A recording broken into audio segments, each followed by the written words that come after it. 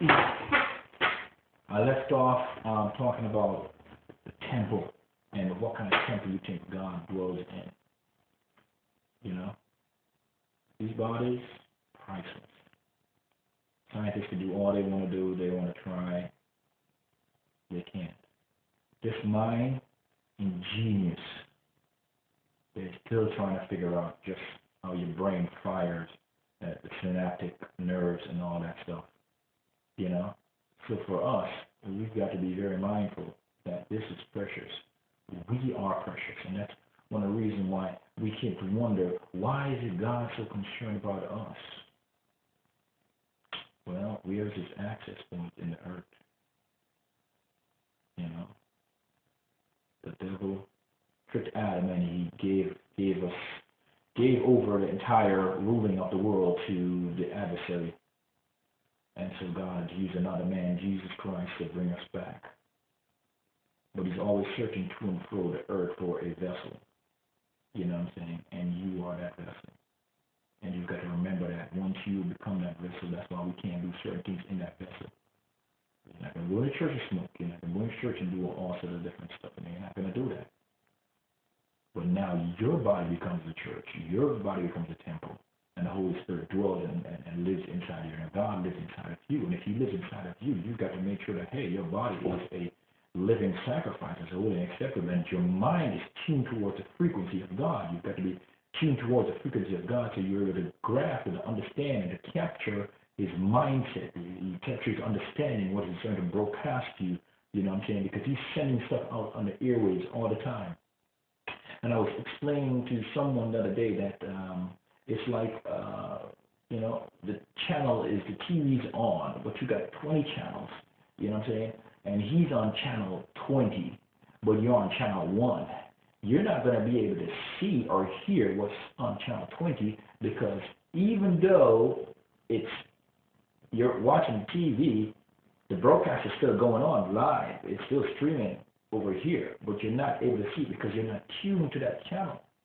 But once you tune to that channel, then you're able to watch it, you're able to grasp it, you're able to understand. And then stuff that's being said to you from other people that you might look up to or you might hear starts to make sense because now you're on the same frequency where you can hear higher things instead of saying no. When God says, okay, sow here, or God says, do this, or God says, give that, or God says, go around here, or God says, say you're sorry, or God says, forgive me. So God says, when He says all these things, you'll be able to tune to that frequency and move to it.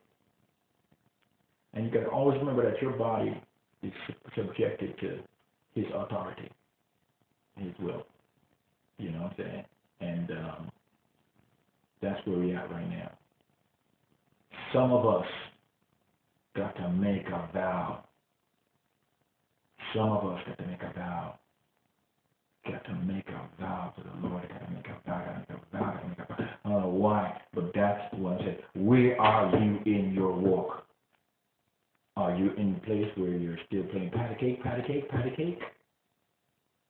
Or are you at a place now where you say, you know what? For God I live and for God I die. I'm going to make a choice. I'm going to make a vow. I'm going to make a sacrifice. I'm going to do something. And if you believe that God's going to honor it, you make a vow. Jacob was in the land of his father-in-law. And while in that land, his father-in-law was robbing and blind because of some stuff that he did before. It came back to him, but it came back to him double, actually triple. Because it was 21 years before he was able to get out of that place. While he was there, they were robbing him blind. Every time he would say, okay, you know what, pay me my wages. They don't pay him. They're getting married to these 2 sisters. You have to get married to the sisters. Just a whole bunch of, just a whole bunch of stuff. He had to go through.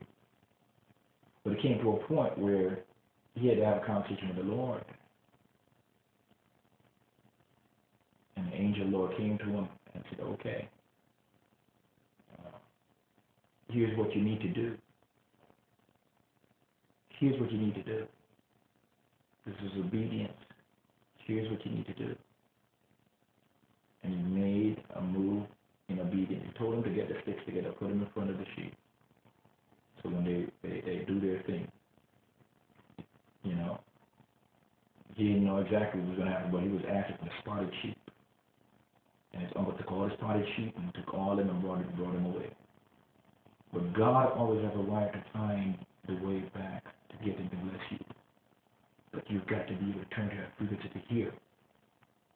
And what he did, he made that vow for himself and said, you know what, I'm going to put these sticks there. I don't understand it, but I'm going to put these sticks there. Put the sticks there.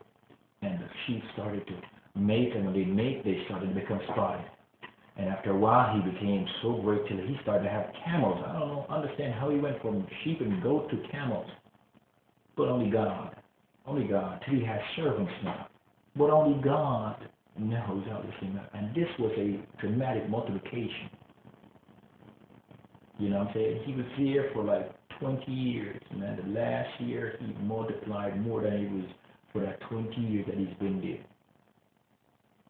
Children and all. Fruitful. Multiplied.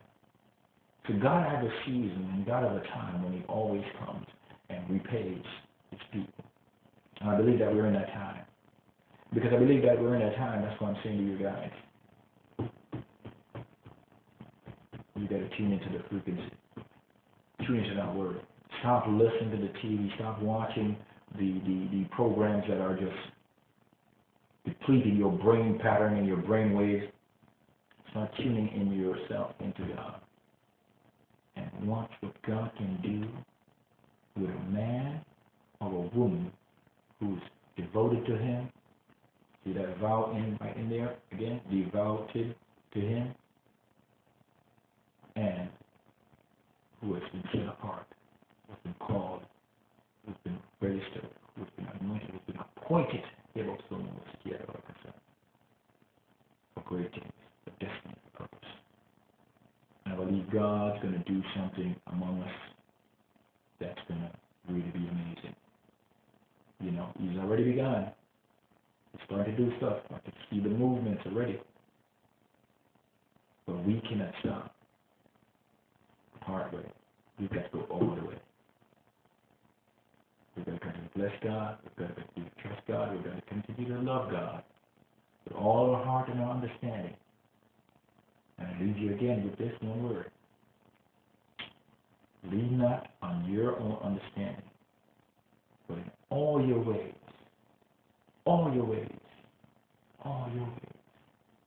acknowledge him, and he will direct your path.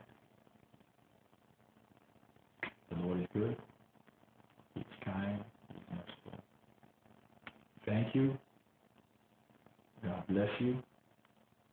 And if you want to read up more on these, you could read Genesis 30, verse 22. You could read about the covenant with Ephraim that he came up underneath Abraham, Jacob's covenant. In Genesis 30, and it's going to be 25 to 29. And then in Genesis 48, Jacob brings the kids and said they'll be his kids now. So they'll be like his kids, so it'll be like he has 14 kids instead of 12. And, you know, talks about laying on the hands. It teaches a whole stuff here. So for you and I, you know, this is something that we got to do. All right? So I want to give you a thankful thought, and I want to tell you thank you, and have yourself a great and lovely day. Grace and peace.